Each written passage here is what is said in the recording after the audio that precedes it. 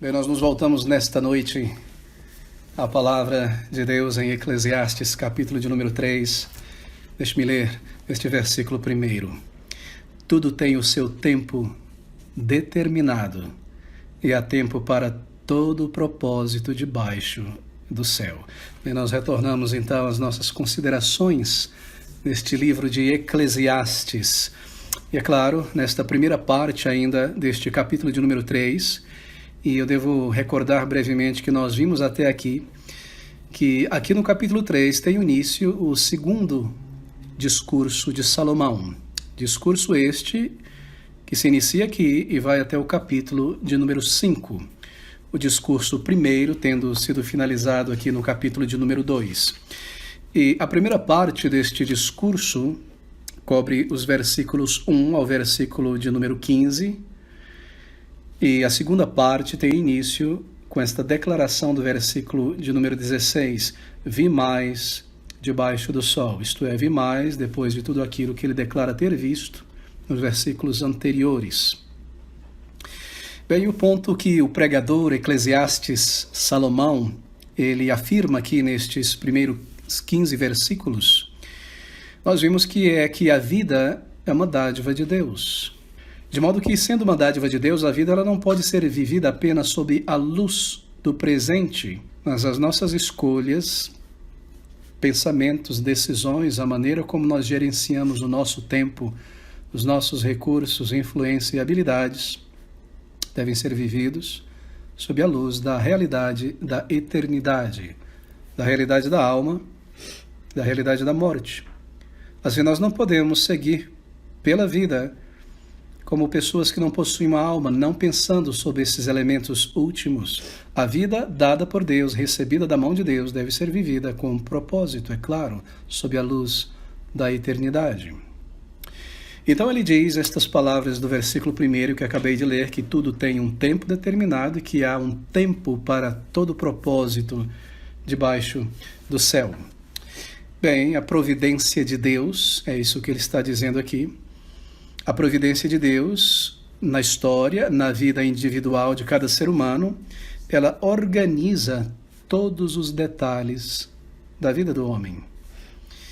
E essa é a proposição geral aqui, estabelecida por Salomão logo no início desse seu discurso. E na sequência, a partir do versículo 2, então ele começa a elaborar essa declaração em seus particulares.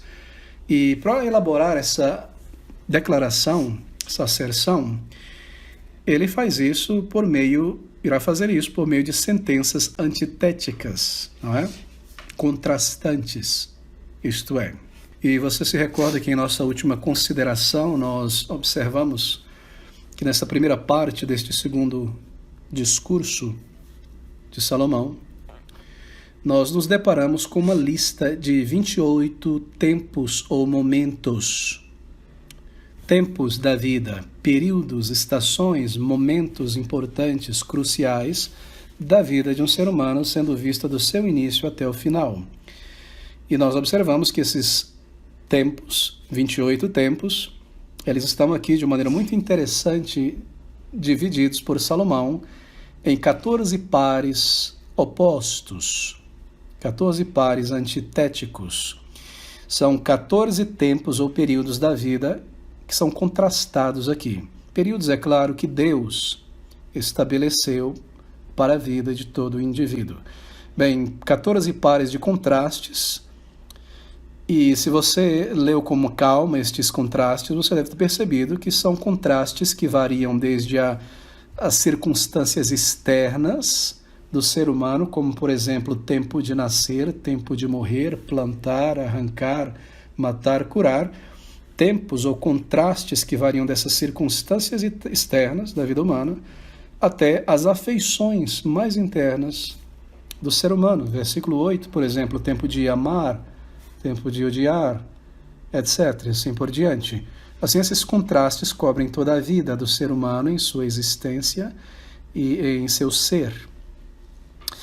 Então, no versículo 1, tendo declarado estas palavras, você logo percebe na sequência que esses contrastes, todos eles também têm a ver com o tempo de Deus. isto é, com o tempo que Deus estabeleceu para todas as coisas. Todas as coisas debaixo do céu, isto é, aqui na terra. A vida humana aqui na terra. Por isso que ele conclui o versículo dizendo: há tempo para todo propósito debaixo do céu. O tempo que Deus estabeleceu para a vida humana, para o desdobramento da vida humana, a existência da vida humana, enquanto aqui na terra. É sobre isso que ele está falando aqui. Então ele desenvolve os seus argumentos. Versículo de número 2 na sequência. Há tempo de nascer e tempo de morrer. Bem, é claro, há certamente tempo de nascer, porque o tempo ele começa com o movimento, e o movimento dessa existência tem início no nascimento. Há tempo de nascer. O nascimento de uma pessoa foi estabelecido por Deus.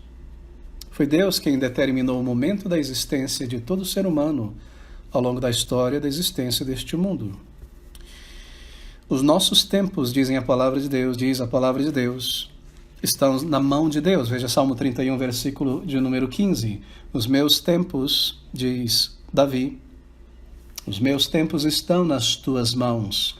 Livra-me das mãos dos meus inimigos, dos que me perseguem. Os meus tempos, Senhor, estão em tuas mãos.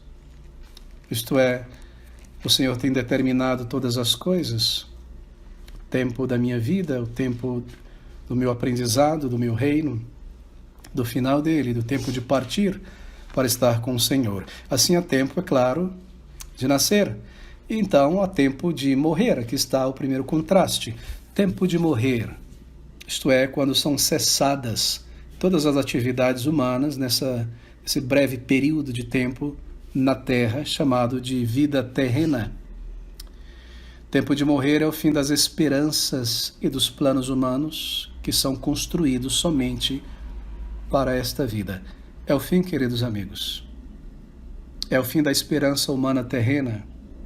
Suas alegrias, suas ansiedades, suas preocupações, suas questões, todas centradas aqui somente, chegam a cessar ao final na morte. É o fim dos planos humanos construídos somente para esta vida, para o aqui e para o agora. Tempo de morrer. Lembre-se, nós estamos considerando a vida do ser humano debaixo do céu, do sol. Mas é claro, há tempo de nascer e há tempo de morrer aqui. Mas há uma outra verdade, isto são verdades, mas uma outra verdade que deve ser adicionada a essa verdade, essas duas verdades, tempo de nascer e tempo de morrer. Porque a morte física não é o final da existência. A morte não é o ponto final do ser, da consciência, da existência. Porque a morte, tempo de nascer, tempo de morrer, a morte não é aniquilação. Porque ele nos diz no versículo 14 que eu sei que tudo quanto Deus faz durará eternamente. Assim, a morte não é o ponto final do ser, não é o ponto final da existência. Tudo quanto Deus faz durará eternamente. A alma dura eternamente.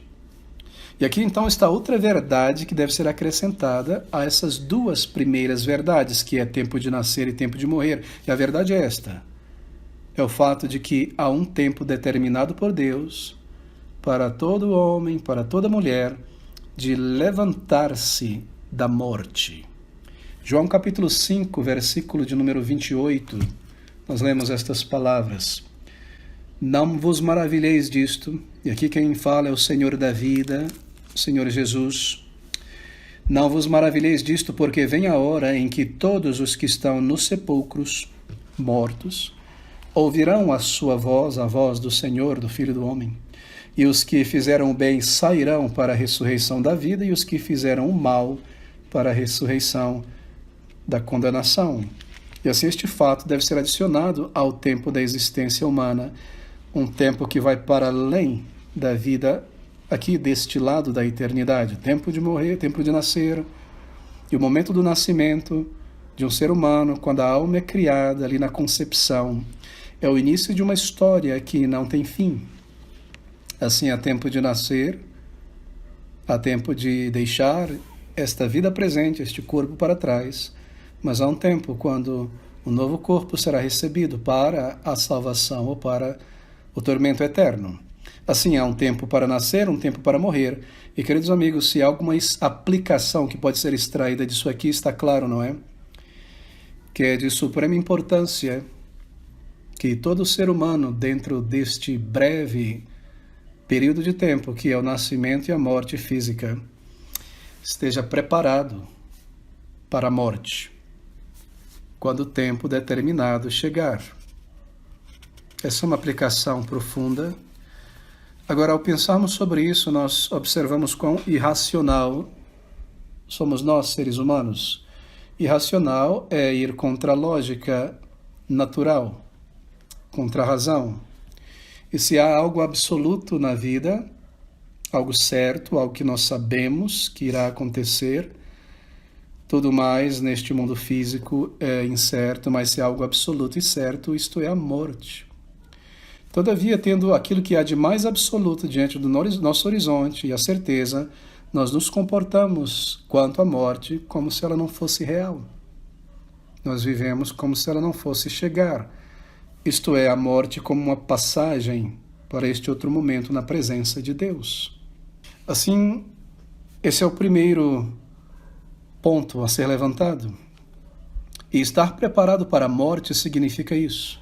Primeiro, se reconciliando com Deus por meio do Senhor Jesus Cristo.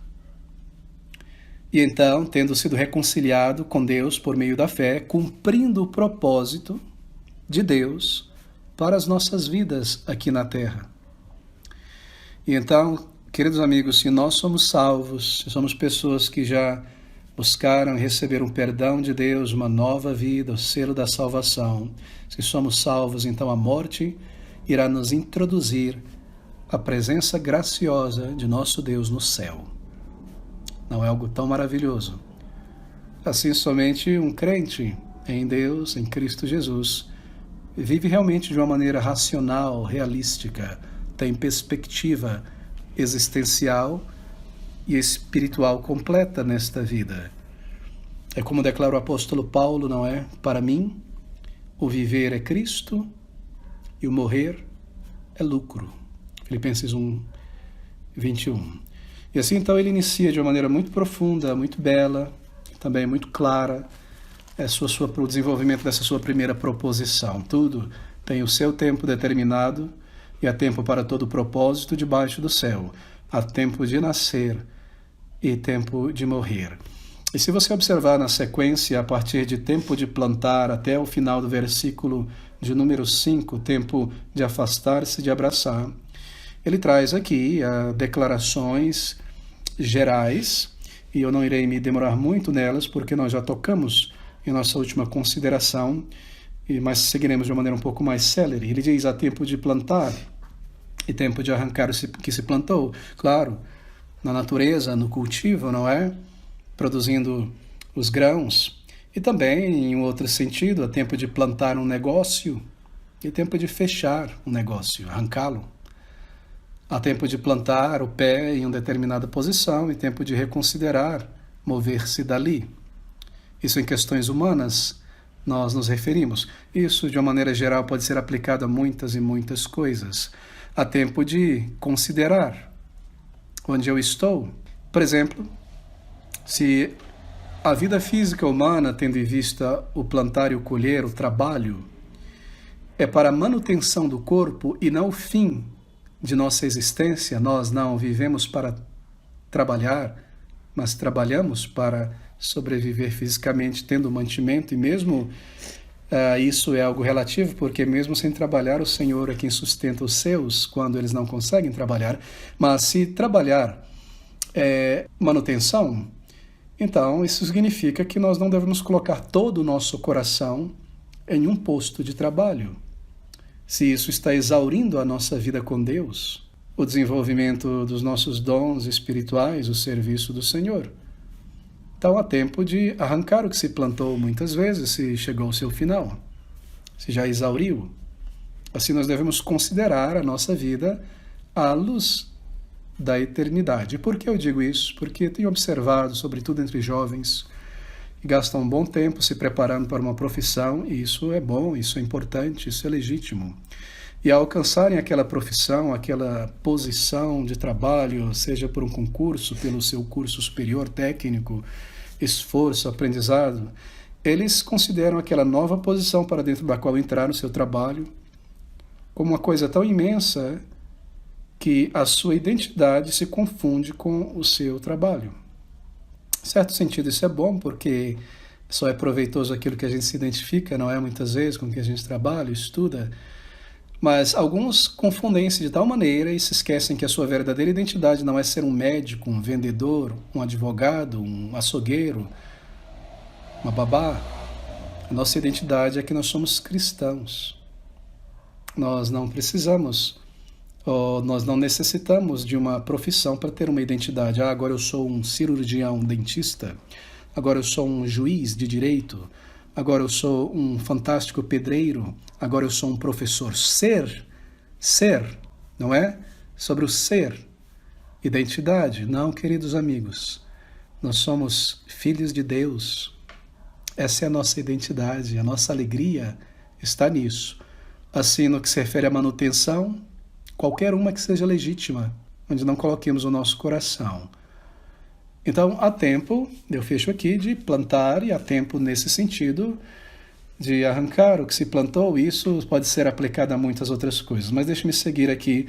Há tempo de matar e tempo de curar. Bem, isso se refere às guerras também judiciais, não é? Quando Israel deveria ir para a guerra, havia sempre o tempo em que os reis iam para a guerra. Nós lemos isso em 1ª e 2ª Crônicas. Tempo de matar de maneira judicial, para proteção legítima. É isso que ele quer dizer, é claro. Tempo de derrubar e tempo de edificar. Isso também pode ser comparado a plantar e arrancar. Tempo de edificar uma parede, tempo de derrubá-la. Tempo de edificar uma ponte, tempo de derrubar esta ponte. Em um sentido conotativo, um sentido denotativo, na verdade. Tempo de chorar e tempo de rir. Tempo de prantear, que é muito mais do que apenas chorar, e tempo de dançar, que é muito mais do que apenas rir. E nós consideramos isso em nossa primeira meditação neste versículo, não é? Assim, se é um tempo propício, isto é, chorar, quando se deve se alegrar, é tão errado, não é? Nós lembramos das palavras do Senhor Jesus Cristo em Mateus capítulo 9, a partir do versículo de número 18, dirigido aos discípulos de João. Por que, Senhor, jejuam os teus discípulos? Perdão, nós jejuamos e os discípulos dos fariseus jejuam muito, mas os teus discípulos não jejuam. A resposta do Senhor é que há um tempo para afligir-se, há um tempo para prantear, e há um tempo para sorrir, estar alegre. Assim, quando é a festa das bodas, não é o momento de chorar. Bem, nós seguimos em frente, já lidamos com isso. Tempo de prantear, tempo de dançar, tempo de espalhar pedras e tempo de ajuntar pedras. Tempo de espalhar pedras, ou tempo de lançar o seu pão sobre as águas, para então colhê-lo, depois juntá-lo, não é? E é claro, por lançar o pão significa repartir o que você tem para colher um fruto na vida das pessoas e ver o resultado na vida delas depois. Esse é o contexto. Não é um contexto egoísta aqui, não. Assim, há tempo de juntar pedras, tempo de espalhar pedras e tempo de ajuntar pedras. Há tempo de estratégias e observação, e há tempo de reunir o esforço e as informações para aplicá-la. E nós podemos desdobrar isso aqui em muitas e muitas direções. Isso quer dizer que a vida humana deve ser dirigida com inteligência. Deve ser dirigida com observação, com pensamento. Há um tempo certo para todas as coisas, de modo que nós não podemos nos embrenhar na floresta da vida, lidando com cada árvore, pedra, vale, animal e planta em particular, e nos esquecer que esta floresta tem um limite, uma borda, o que significa que nós precisamos subir numa penha de vez em quando, ou com muita frequência, na verdade, e tentar olhar o todo. Onde é que eu estou andando nessa floresta em relação ao todo dela? O que é que eu estou fazendo neste momento? tantos dias eu estou envolvido nesta atividade, ou com este pensamento na cabeça, ou resolvendo essa questão, ou me envolvendo com aquela pessoa nisso ou naquilo. Quando a vida é breve, e à luz da eternidade eu devo estar servindo o Senhor e fazendo isso ou aquilo para a glória de Deus. Eu devo subir nessa penha e olhar a floresta como um todo. Onde eu me encontro? Será que eu estou andando em círculos? Será que eu me levei por alguma distração? Alguma coisa ali, outra coisa acolá, e eu não percebo que eu devo avançar em direção a estar do outro lado? Assim nós devemos considerar a vida como um todo, não é? E esta é uma outra aplicação também disso aqui. Considerar onde nós estamos na vida à luz da eternidade, se estamos desperdiçando tempo demais, gastando energia demais, recursos demais, com algo que é talvez muito pequeno. A vida deve ser planejada assim, tendo em vista um destino, um propósito, um objetivo. E nós vamos medindo estas demais coisas, isto é, os recursos que nós temos, tempo, à luz deste parâmetro, deste norte eterno. Ele diz, há tempo de abraçar e tempo de afastar-se de abraçar. Bem, nós temos muito o que dizer sobre isso. Há tempo de abraçar simbolicamente, emocionalmente um filho, e há tempo de afastar-se de abraçar quando este filho, esta filha, este amigo, esta amiga deixou de andar em retidão. Porque a nossa comunhão é na luz. Mas se andamos em trevas, não temos comunhão uns com os outros. Se andamos na luz, temos comunhão uns com os outros, nos diz a palavra de Deus, em 1 João. Mas se andamos nas trevas, é tempo então de deixar de abraçar, porque nós não podemos abraçar o erro. Nossa comunhão é na verdade. Então nós mantemos isso em vista também.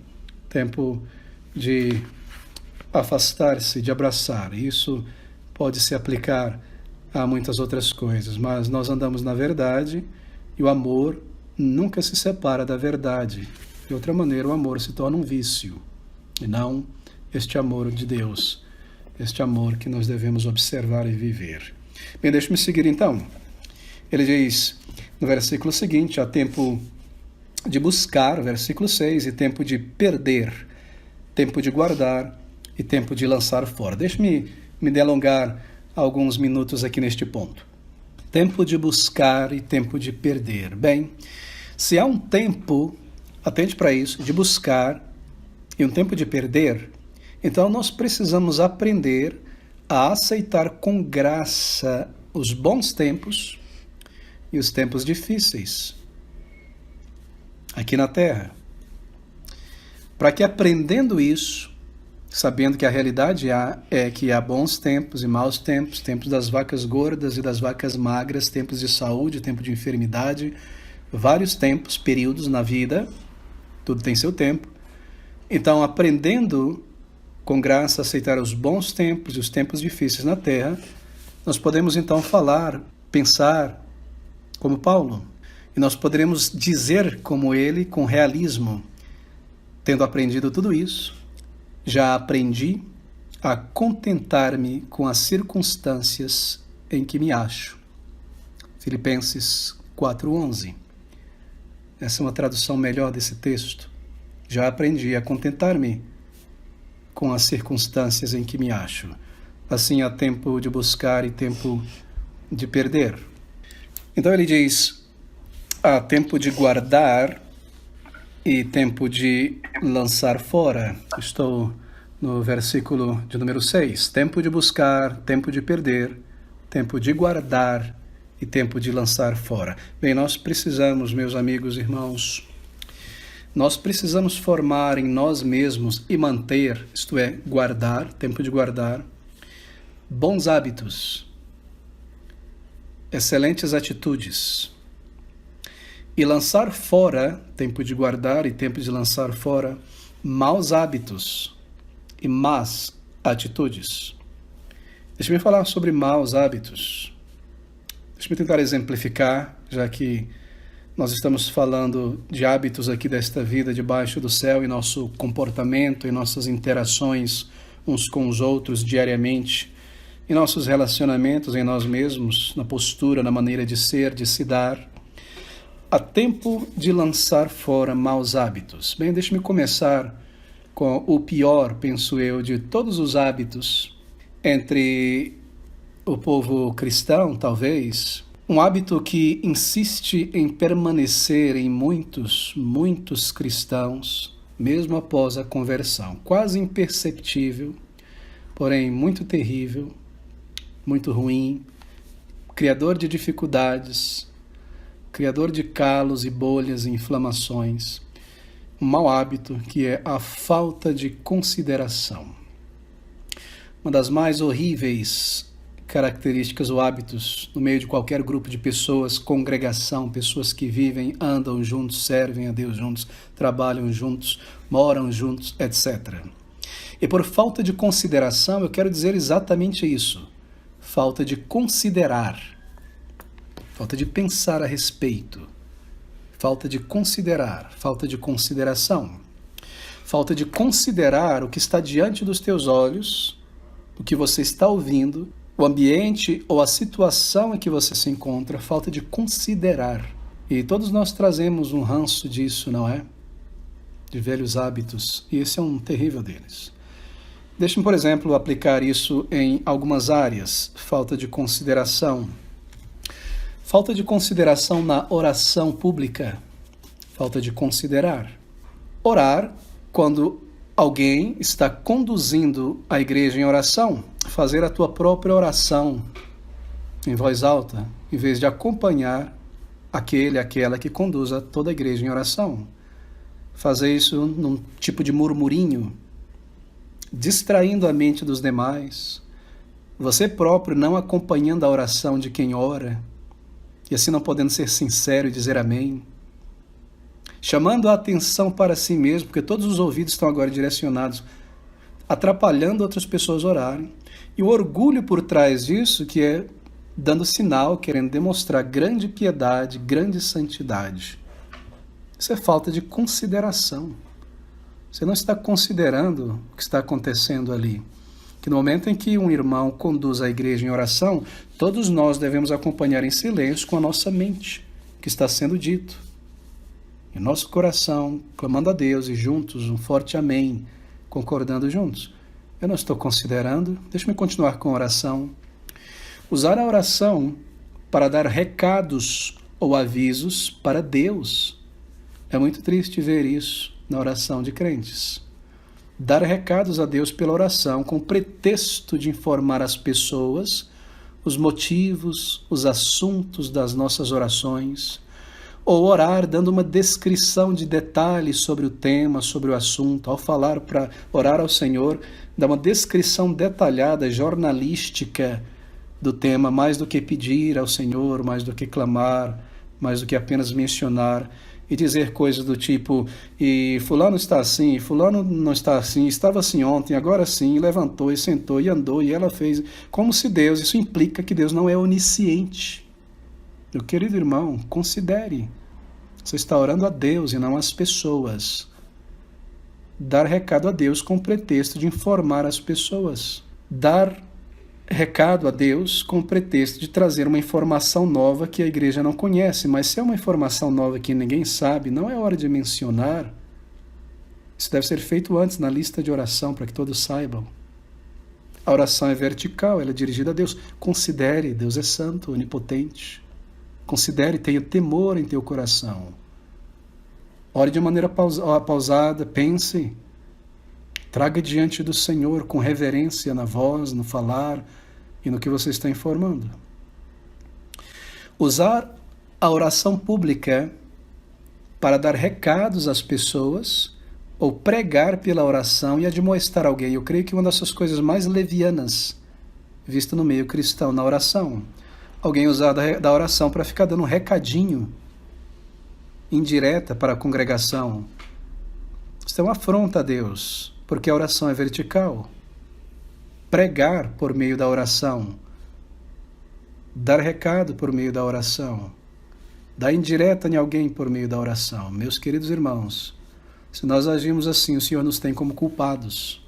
Uma outra maneira que se manifesta a falta de consideração na oração, orar o tempo todo com o singular. Eu, Senhor, te peço, eu oro a ti, meu. Quando você está conduzindo a congregação em oração, use o plural, nós. Imagine toda a congregação diante do trono da graça. Alguém dá um passo à frente, representando toda a congregação, e diz nós. Daqui a pouco uma outra pessoa. Então você está orando pela obra do Senhor. E o desejo, o pedido, é do coração de todo o povo de Deus. Então, não eu, meu. Claro, nós temos paciência com todos e exortamos com bondade, carinho e ternura pelo exemplo. E aos poucos nós vamos aprendendo, mas considere o que você está fazendo. Assim, essas palavras são para nós, não é verdade? Há tempo de guardar e tempo de lançar fora. É tempo de lançar fora hábitos estranhos que nós vamos coletando aí na nossa jornada cristã. E é uma coisa muito estranha que muitas vezes crentes começam a copiar o hábito errado de outras pessoas, sem considerar se isso é teologicamente errado, o que elas estão dizendo, repetindo o tempo todo. Não é? Considere. Há um limite entre falarmos sobre um irmão, uma pessoa, no sentido de informação necessária para alimentar a nossa oração. E outra que transcende isso, se torna um interesse errado pela vida da pessoa. Tome cuidado, querido irmão. Você está falando em público, quer ajudar alguém, mas considere o que você está dizendo, porque isso pode ofender a pessoa. A pessoa, você quer ajudar, fale diretamente com a pessoa, os pormenores, diga assim, eu posso ajudar, depois conversa em particular, não, eu vou fazer isso, vou te dar isso. Considere que essa pessoa também tem inteligência, essa pessoa também tem uma família, essa pessoa também trabalha. Cuidado para não humilhar outra pessoa e soar trombeta da sua grande generosidade diante dos homens. Quão terrível é o orgulho. É um verme que se alimenta de qualquer coisa próxima. Projeção do ego. Assim nós consideramos com muita seriedade todas essas coisas. Mas, pastor, eu não fiz isso com malícia. Eu não fiz isso assim de propósito com malícia. É claro que não. Pastor, eu não fiz de propósito. Claro que não. Se você tivesse feito de propósito, aí seria malícia, não é? Aí seria pecado. Você não foi malicioso, pretestuoso, foi falta de consideração. Falta de considerar. Assim, nós pensamos muito sobre a língua e a nossa atitude em oração, a nossa postura entre os irmãos, no que se refere às coisas de Deus. Deixe-me dar um outro exemplo que eu vejo acontecer às vezes no meio de crentes. Falar sobre um problema, uma situação, que quer que seja, usando termos sugestivos à mente da outra pessoa, que não convém. Você vai falar sobre o pecado de alguém? Foi feito na televisão, na política, o vizinho, o que quer que seja, um pecado sensual, um pecado de violência, de egoísmo. Cuidado com o vocabulário, porque as nossas palavras sugerem coisas à mente das pessoas. E você não quer descrever algo que seja imoral, usar um termo chulo, ainda que seja verdadeiro. Considere, você está no meio do povo de Deus, o Espírito de Deus está em nosso meio, Ele é o Espírito Santo. E há coisas que nem devem ser nomeadas no meio dos santos. Assim, ao descrever algo, não diga assim mesmo, desculpa, não tenho outra palavra para usar, eu tenho que usar essa palavra. Não use, então. Não use. Fale de maneira genérica. Considere. Considere. Segundo, falta de consideração. Isso é algo tão trágico e entristece muito meu coração quando nós agimos assim. Falar de si mesmo o tempo todo e demonstrar uma visível falta de interesse pela preocupação do próximo. Vou dar um exemplo de como isso acontece. Alguém está ali sentado conversando e essa irmã diz a esse irmão, ou esse irmão diz a essa irmã, poxa, eu estou passando por esse problema de saúde. Mesmo, que coisa. Mas sabe, eu também estive no médico isso e aquilo, eu tô mal. Poxa, que coisa. Eu. Tudo é um pretexto para falar sobre mim. Porque você não ouve o que outra pessoa tem a dizer e deixa concluir. E procura tomar nota mental para orar e saber como ajudar. Você já viu duas pessoas em pé conversando? Muitas vezes não é uma conversa. Um se expressa, blá, blá, blá, blá, blá, blá, blá. O outro, em vez de fazer o diálogo, o retorno, mesmo, mas como? E assim, não é? Compreender, adicionar, Não, o outro também só se expressa sobre si, mas eu, isso, aquilo. Mas eu, isso, aquilo. Não há um diálogo, uma entrosação, um retorno de ideias que geram um crescimento. Não, me expressei, ele expressou, todo mundo sorri e vamos embora. Quão triste, não é? Nós temos que nos policiar muito quanto a isso. Se nós gastamos muito tempo em torno de nós mesmos, nossos planos, nossos trabalhos, nossas coisas, nós temos uma tendência a nos tornar assim. Assim, considere, meu querido irmão, minha querida irmã. Assim, nós lemos essas palavras de Salomão. Há tempo de guardar e tempo de lançar fora. Se você traz hábitos que seu pai e sua mãe te deram, os quais você ama tanto, pai e mãe, mas são hábitos ruins, maus, lance fora. Pastor, isso é parte da nossa cultura brasileira. Pastor, olha, o inglês é assim, o chinês é assim, o norte-americano é assim, o francês, o brasileiro é assim, sabe, jeitinho. Sim, meu querido irmão. Mas a nossa cultura não é brasileira. Nossa cidadania é celestial. Então há coisas em todas as culturas que são maravilhosas, mas há coisas em todas as culturas que são terríveis. Hábitos, maneiras de agir e pensar que são mundanas, carnais. Há certos elementos na cultura brasileira, por exemplo, quando há uma intervenção muito grande, fortíssima dos pais no casamento dos filhos, dizendo quando deve ter filho, quantos, quando não, isso, aquilo assado. Isso é uma tragédia. Se você aprendeu esse hábito e trouxe, começou agora a reproduzir isso aí na vida dos filhos, pare, lance fora. Uma coisa é dar conselhos, outra coisa é conduzir. Tome muito cuidado com esse tipo de coisa. E aqui está apenas um exemplo de péssimos hábitos que nós temos. O brasileiro é assim, o jeitinho, faz as coisas. Não, lance fora. Seja disciplinado. Busque uma cultura mais elevada da organização, não é? Então lance fora os hábitos. Você no teu local de trabalho, tudo é bagunçado? Tua mesa em casa é bagunçada? Tudo desordenado? Cuidado que você pode estar trazendo esse hábito para a igreja. E deixar tudo bagunçado para trás de você, para alguém sair atrás, corrigindo, arrumando, na verdade. Então desenvolva bons hábitos, considere. Se eu fizer isso, deixar isso aqui, naturalmente não vai voltar a ser limpo, organizado, arrumado. Nunca deixe para o outro, se você vê um problema diante de você, não fica pensando, isso aqui tem alguém que vai lidar com isso. E aí fica.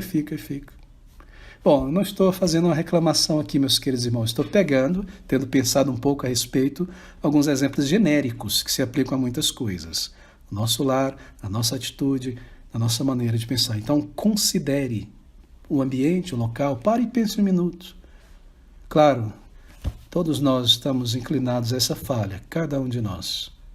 E nós precisamos de muita graça uns com os outros, muita misericórdia, muita bondade uns com os outros e muita paciência. Mas o nosso desejo não é como alguns parecem fazer, dizer, eu sou assim mesmo, eu sou assim já há muito tempo, mas eu compenso em outras áreas, sabe? Eu compenso em outras áreas. Eu faço tudo isso e fofoca, mas eu trago sempre uma coisa legal para a igreja, ou para esse relacionamento, ou para minha casa, eu faço uma coisa bonita aqui de vez em quando, um grande esforço. Isso é horrível. Sabe o que a pessoa está dizendo? Eu não vou mudar para agradar a Deus, eu vou continuar assim. De vez em quando eu compenso com algum sacrifício, alguma coisa bonita. Eu vou permanecer assim. Eu não vou fazer nenhum esforço vigoroso. Eu já estou velho demais, isso, aquilo, eu não tenho mais gosto para nada. Eu vou lançar fora essa má atitude, essa má postura, esse mau hábito. Eu vou mudar para agradar o Senhor. E aqui está. É tempo de lançar fora. Há pessoas que estão tão acostumadas a receberem bondade, ajuda, favor, que elas esqueceram, de alguma maneira foi deletada da mente a capacidade de dizer muito obrigado. Elas recebem algo, um gesto, um favor. Não que a pessoa que está fazendo para receber louvor, ou gratidão, ou sorriso. Mas a pessoa está tão acostumada a receber que ela apenas olha e ri.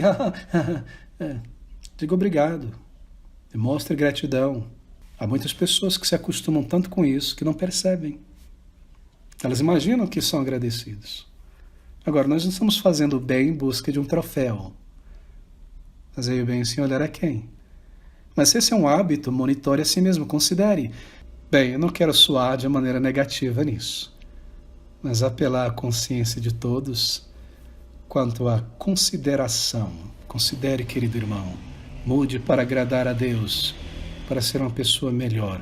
E aqui está um trampolim fantástico para nós iniciarmos, dando este salto, não é? Pense sobre isso. Bem, deixa-me voltar ao nosso texto, nosso tempo já corre. Há tempo de buscar e tempo de perder, tempo de guardar e tempo de lançar fora, tempo de rasgar e tempo de coser, tempo de estar calado e tempo de falar. Bem, tempo de rasgar, tempo de coser, como tempo de construir ou destruir, juntar pedras, lançar pedras fora, tempo de rasgar e tempo de coser, tempo de estar calado e tempo de falar. Às vezes, as pessoas falam demais e, sem considerar, machucam ou humilham outras pessoas. Claro, como cristãos, nós devemos ter um filtro muito grande, não é? E relevar, não ser casca de ovos, tocou, quebrou. Nós devemos nos primar nisso. Mas há tempo de ficar calado, há tempo de ponderar. Assim ele diz, há tempo de estar calado e tempo de falar. Tempo de ficar calado quando a nossa palavra for o lançar de pérolas aos porcos. Então é tempo de ficar calado. Estou testemunhando de Cristo, mas aquilo ali se tornou um debate incorreto, errado. Então seja o momento, talvez, de calar-se. Há um debate, um atrito, e você tem a razão, mas as coisas estão aquecendo, indo em uma certa direção, que o resultado da continuidade desse atrito, ainda que você tenha razão, pode ser fraturar as colunas de sustentação do relacionamento. Então aí é o momento, ainda que você esteja certo, de calar-se. Porque você tem uma visão mais longa, não é, da floresta inteira e do prédio inteiro, e você não quer que ele caia por terra. Tempo de ficar calado. Mas há também momentos quando, por causa do temor, da ignorância, cristãos ficam calados, quando na verdade uma posição clara sobre algo é de grande necessidade. Assim, meus queridos irmãos, em todas as situações que cabe falar alguma coisa, a nossa regra está em Colossenses 4:6. A vossa palavra seja sempre agradável, temperada com sal, para que saibais como vos convém responder a cada um. Temperada com sal é com sal da consideração. Considere antes de pôr para fora a palavra. O sal também é as palavras escolhidas, porque há palavras que nós não devemos usar, que sugerem coisas à mente, ou que são ofensivas ou erradas, ou que promovem mais o orgulho. Tempere com sal, a vossa palavra seja sempre, não de vez em quando, sempre agradável, temperada com sal, para que saibais como vos convém responder a cada um. Então, versículo de número 8, estas palavras: tempo de amar e tempo de odiar, tempo de guerra e tempo de paz, tempo de amar e de odiar. Bom, para o primeiro, tempo de amar, não há necessidade de explicação, não é? Mas a pergunta é, quando é, ou que, ou quem nós deveríamos odiar? Tempo de amar e tempo de odiar. Quando, o que ou quem deveríamos odiar? Bem, a Bíblia, a palavra de Deus, nos ensina que até nossos inimigos nós devemos demonstrar amor cristão, não é verdade? Assim, quando, quem, o que odiar? Bem, nós devemos odiar, diz a palavra de Deus, toda falsa vereda. Salmo 119, versículo 128. Por isso estimo todos os teus preceitos acerca de tudo, ó Deus, como retos, e odeio a toda falsa vereda. Deixa eu aplicar isso ao nosso contexto mais contemporâneo. A palavra de Deus diz, e é Salomão ainda, em Provérbios capítulo 5, capítulo 4, versículo de número 27. Observe, o mesmo sentimento aqui. Não declines nem para a direita, nem para a esquerda, retira o teu pé do mal. O cristão, ele não é nem de esquerda nem de direita nesse sentido. Ele retira o seu pé do mal. Ele não tem uma bandeira humana fixa neste mundo. Seus pensamentos, seus padrões são a lei de Deus. Onde ela é honrada, por quem ela é honrada. Assim a Bíblia nos ensina a odiar todo falso caminho. A Bíblia também nos ensina a odiar os pensamentos vãos, os nossos pensamentos vãos e os pensamentos vãos dos homens em suas filosofias, em suas músicas, em suas poesias, tudo que é mal, tudo que é vão. 119, Salmo 119, versículo de número 113. Mais uma vez. Odeio os pensamentos vãos, mas amo a tua lei. E a Bíblia ensina que nós devemos odiar o pecado em nós. Quando você odeia o pecado, e isso de fato é odiar, o resto é apenas conversa fiada. Quando você odeia o pecado, você não permanece diante dele. Na TV, na internet, você não o canta, você não o põe no seu Facebook, você não se veste do mal, você não fala dele, você não o divulga, não o promove, não passa para frente. Na verdade, você odeia isso. Bem, no que se refere a odiar pessoas, Davi fala sobre os inimigos de Deus, não seus próprios inimigos, mas os inimigos de Deus. No Salmo 139, 21 e 22, ele diz: não odeio eu, ó Senhor, aqueles que te odeiam, e não me aflijo por causa dos que se levantam contra ti. Observe o sentimento. Odeio-os com ódio perfeito, tenho-os por inimigos. Isto é, ele os odiava com ódio piedoso, não como seus inimigos pessoais, mas como inimigos de Deus, que buscam destruir as obras de Deus. Importante esclarecer.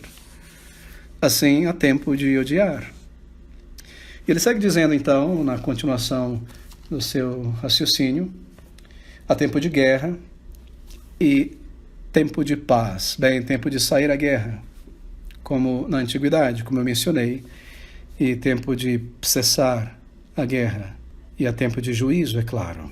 Bem, ele conclui aqui, então, no versículo de número 8, esses contrastes, esses 14 pares de contraste. E há tanta coisa a ser desenvolvida aqui, mas nós nos resumimos aqui, e você tem aqui a chave para ponderar, para refletir, ao ler esse texto, aplicá-lo em seu pensamento, a vida debaixo do sol e a eternidade também. Agora, eu devo dizer o seguinte, ele diz que há um tempo propício para tudo.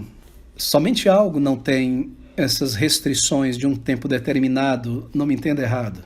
Em 2 Timóteo, capítulo 4, versículo de número 2, o apóstolo Paulo, ele diz: prega, insta a tempo e fora de tempo. Para o ser humano há um tempo determinado de buscar e encontrar a Deus, é nessa vida. É uma única vida.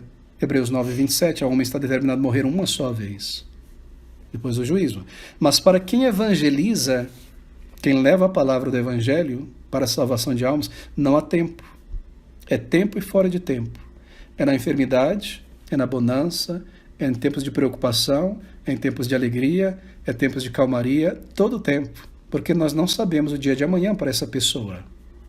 Claro, há estratégias, mas o tempo de pregar é sempre, queridos irmãos.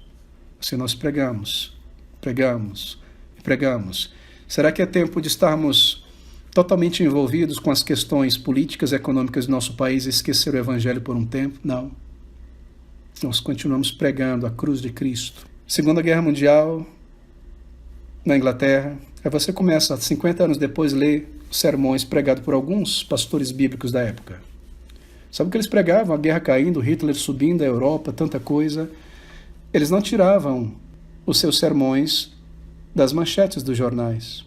Eles pregavam o que eles pregavam antes da guerra e antes de rumores de guerra, o evangelho da graça redentora, que sem Cristo o homem está fadado à condenação eterna. Assim, eu não tiro o meu sermão das manchetes de jornais, e nós não devemos. Por quê? Por que será que há esse desejo grande no coração de muitos pregadores de serem relevantes? Notoriedade, relevância. Para ser notório e relevante, você tem que ficar aí procurando nas manchetes de jornais tudo que passa, não é? Mas, meus irmãos, anote isso.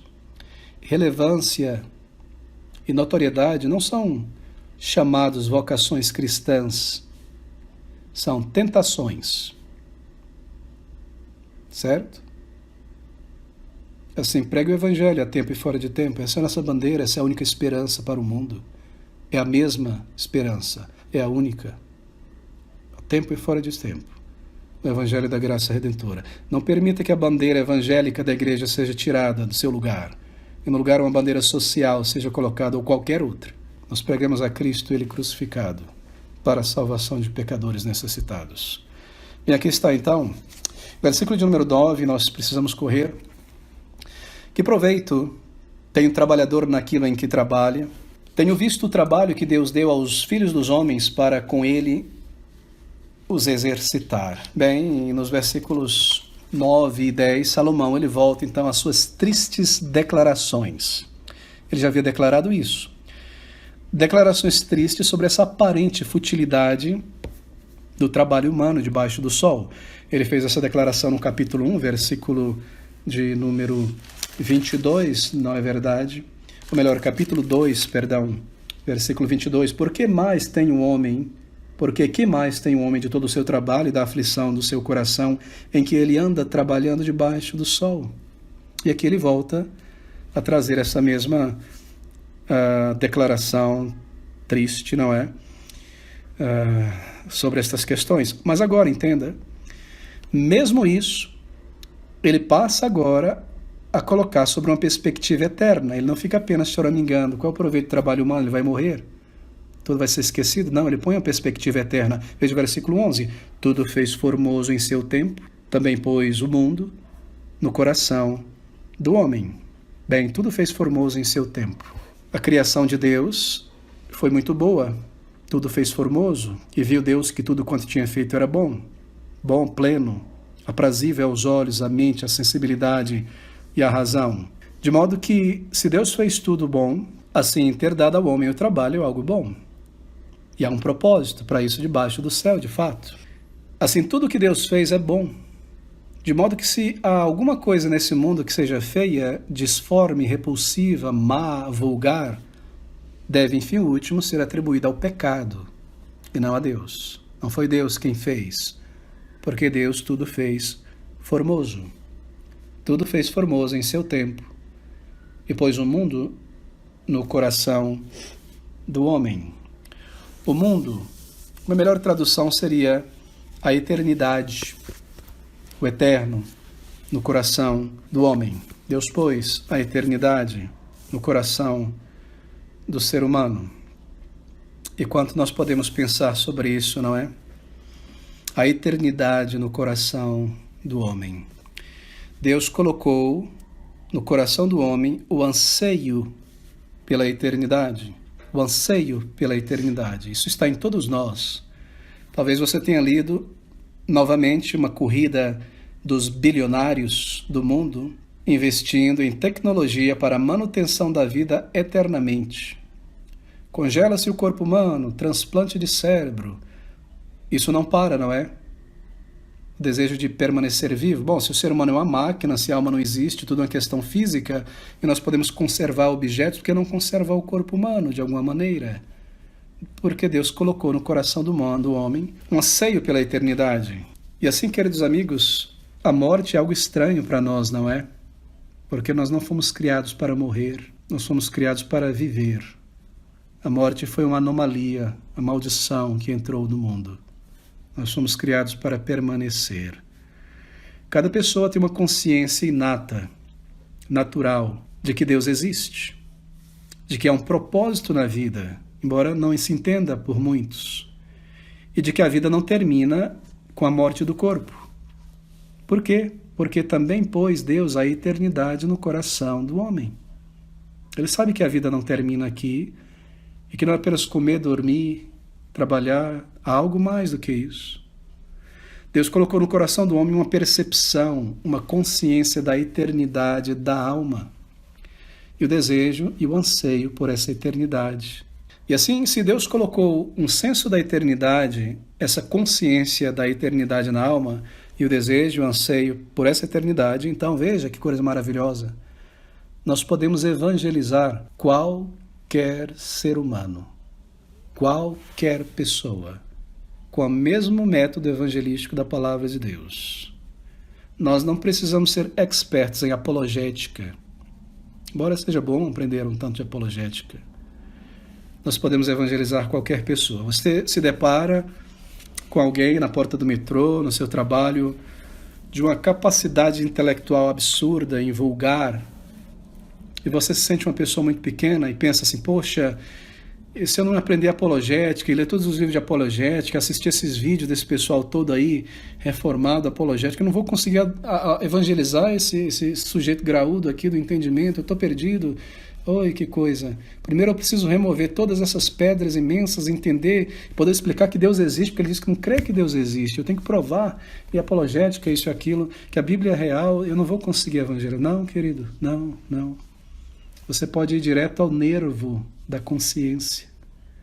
Aquele sujeito, ele sabe que diante de Deus, ele é um pecador. Ele precisa abafar essa consciência. E que a alma é eterna. Eu vou dar um exemplo disso. No livro de Atos, nós encontramos um incidente em que Paulo, o apóstolo, é levado a Cesareia e ele precisa aparecer diante de Félix, um filósofo romano, um legislador romano, um homem de grande cultura, mas também um homem extremamente corrupto, pecador no coração. E nós lemos que ele chama Paulo com frequência para falar, ensinar e falar sobre o seu testemunho, com o intuito de ganhar alguma peita, né? Como se diz, algum suborno, para deixá-lo livre. E Paulo começa a falar sobre justiça, sobre retidão, sobre temor a Deus. E aquele homem era um homem que vivia sem temor a Deus. Havia roubado a esposa do seu próprio irmão e tantas outras coisas. E quando Paulo começa a falar de maneira simples sobre estas questões da alma, justiça diante de Deus, pronto para prestar contas, Deus vê todas as coisas, nós lemos que Félix começou a tremer e pediu para que Paulo voltasse uma outra hora e despachou ele. Você percebe o que eu quero dizer? Se Deus colocou no ser humano uma consciência, um senso da eternidade, que é um tempo de prestar contas a Deus, nós podemos ir direto no nervo da questão. Você está preparado para prestar contas a Deus? E começar a lidar com estas questões. Não precisamos temer. Se você se depara com uma pessoa muito simples do entendimento, que não compreende muita coisa, muitos termos, muitos conceitos, você não precisa ficar falando muito elevadamente. Você pode ir direto à raiz da questão. Você não precisa ser complexo ali. Vai direto ao ponto, a consciência está viva, o nervo da consciência está vivo. Você está pronto para prestar contas a Deus? Vá direto ao coração. Claro, em alguns momentos nós precisamos da apologética para auxiliar a pessoa em alguma coisa, mas nós não dependemos dela. Porque Deus pôs a eternidade no coração do homem, uma percepção, uma consciência da eternidade da alma, um anseio pela eternidade. Isso é de grande importância. Nestas palavras, tudo fez formoso em seu tempo, e nós consideramos isso no nosso estudo anterior. Também pôs a eternidade no coração do homem, sem que este possa descobrir a obra que Deus fez, desde o princípio até o final. Isto é, nós não podemos compreender na criação, nós não podemos encompassar com nossos axiomas, nosso silogismo e nossa pesquisa, todos os propósitos de Deus em tudo que Ele criou, porque há um elemento eterno nisso, e nós dependemos de Deus, que nos revele isso. A ciência pode estabelecer muitas regras, compreender muitas coisas na criação, mas as grandes perguntas últimas, por quê? Para onde? Vem da palavra de Deus, deve ser revelada por Deus a nós. Versículo de número 12, já tenho entendido que não há coisa melhor para eles do que alegrar-se e fazer bem na sua vida. Bem, ele já havia entendido isso. É por isso que ele diz, já tenho entendido, já entendi isso antes, que não há coisa melhor para eles, etc.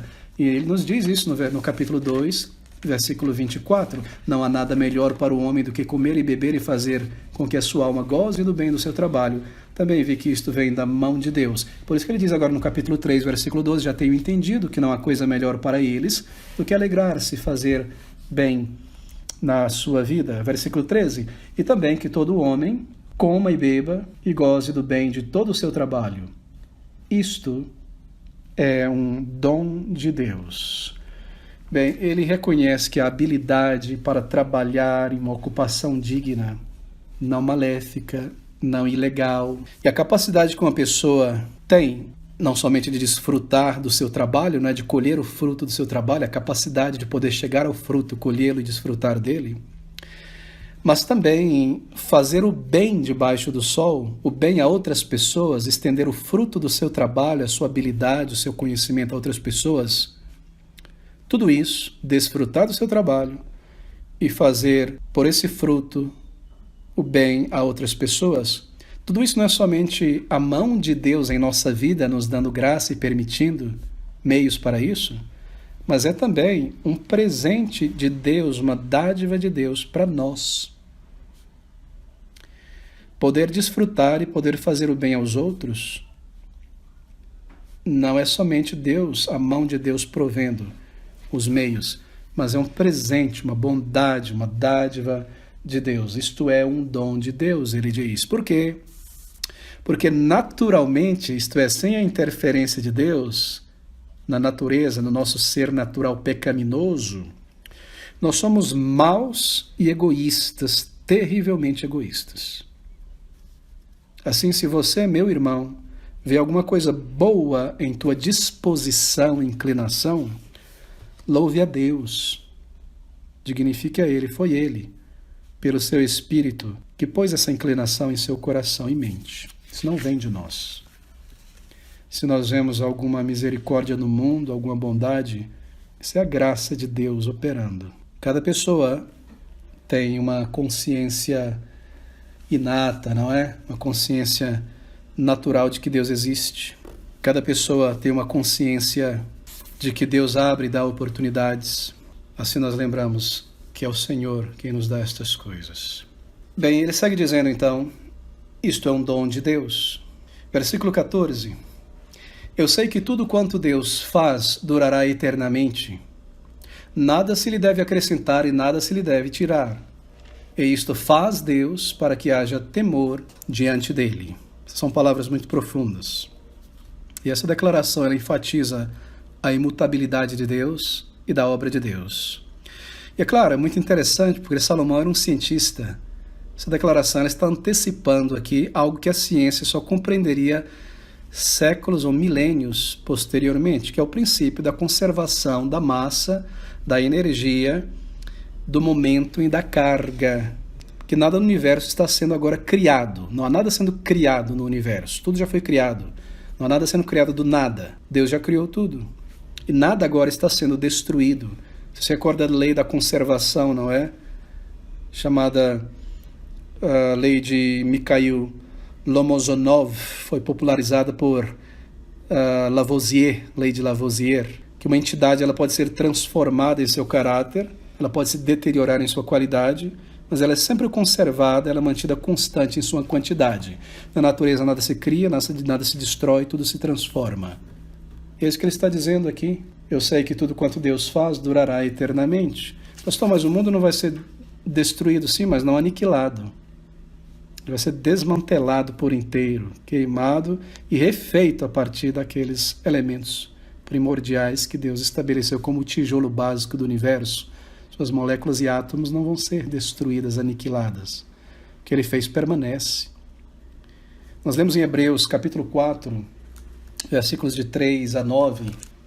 Porque nós, os que temos crido, entramos no repouso, tal como disse. Assim jurei na minha ira que não entrarão no meu repouso, embora as suas obras tivessem acabadas desde a fundação do mundo.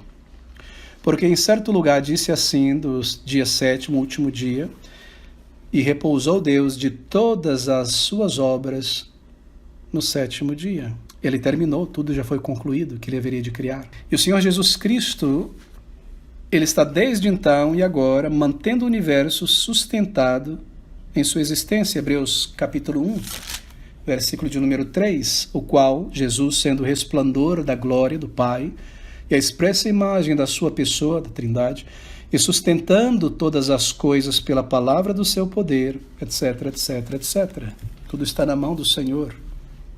Assim, meus amigos, toda essa ideia da teoria da evolução ou do criacionismo progressivo, que envolve criacionismo com evolução, Deus criando a partir da evolução, é uma ideia falível, porque esse versículo demonstra em muitos outros. É claro, não é? A criação precisa ser um ato criativo de Deus lá no início. E a única explicação plausível para a origem, a continuidade e a existência de todas as coisas é que Deus trouxe todas as coisas à existência e sustém. Esse princípio que eu mencionei da conservação da massa, energia, é a lei científica melhor provada em toda a ciência. Bom, eu não preciso me delongar aqui, mas ele termina dizendo: eu sei que tudo quanto Deus fez dura eternamente. Bem, a salvação de uma alma não é maravilhoso? É uma obra de Deus, não é? Se é uma obra de Deus, é Ele quem faz. Paulo diz aos Filipenses: a boa obra que Deus fez em vocês, Ele dará continuidade.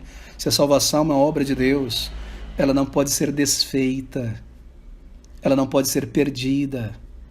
Se é Deus quem salvou, Ele irá manter. Salomão sabia disso com toda clareza. Ele diz: eu sei que tudo quanto Deus faz durará eternamente. O apóstolo João, em 1 João capítulo 5,13, ele sabia disso também, que a salvação não pode ser desfeita.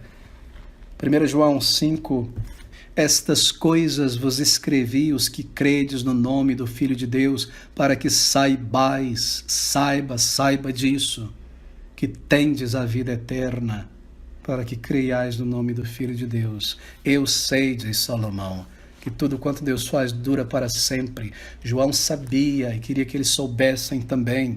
E o Senhor Jesus Cristo, que é quem salva e dá a salvação, ele também declarou isso em João 6, 37 a 39. Todo que o Pai me dá virá a mim, e o que vem a mim, de maneira nenhuma o lançarei fora. Versículo 39, a vontade do Pai que me enviou é esta, que nenhum de todos aqueles que me deu eu perca, mas que eu ressuscite no último dia. Não é maravilhoso? Salomão sabia, eu sei, que tudo quanto Deus fez, a obra de salvação é do Senhor. Salvação pertence ao Senhor, diz Jeremias. Ele fez, irá durar, glórias ao seu nome. E assim, meus queridos, então, ele diz no final deste versículo: nada se lhe deve acrescentar e nada se lhe deve tirar. E isto faz Deus para que haja temor diante dele. A palavra de Deus, a Bíblia, é a palavra de Deus e não dos homens. Ela é completa, ela é precisa. Nada se deve acrescentar, seja material revelacional, conteúdo revelacional humano, resultante de sonhos, de novas profecias, nada se deve acrescentar. E a própria palavra de Deus que declara isso, não é verdade? Lá em Deuteronômio capítulo 4, versículo 2, lá no início da Bíblia, a palavra de Deus declara isso, no meio da Bíblia e no final da Bíblia, que não se deve acrescentar nada ao que Deus fez. A palavra de Deus não se deve ser acrescentada nada a ela. Lá em Deuteronômio, no início da Bíblia, né, os primeiros 5 livros, Pentateuco, não acrescentareis a palavra que vos mando, nem diminuireis dela, para que guardeis os mandamentos do Senhor, vosso Deus, que eu vos mando.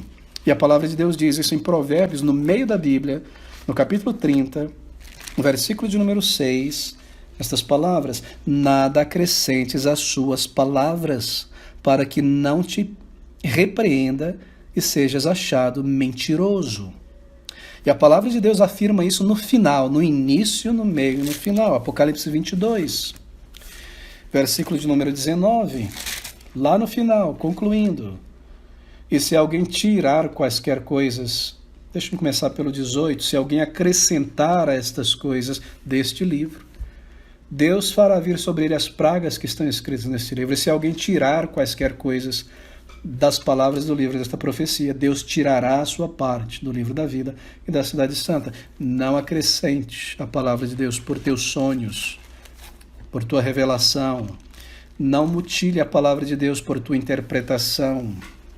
Isso fez Deus, declarou assim, determinou assim, para que haja temor diante dele. Tema, saiba que ele é perfeito e tudo quanto ele declarou está preciso, perfeito na palavra de Deus. E assim, queridos amigos, aqueles que não guardam a palavra de Deus não temem a Deus, não temem ao Senhor.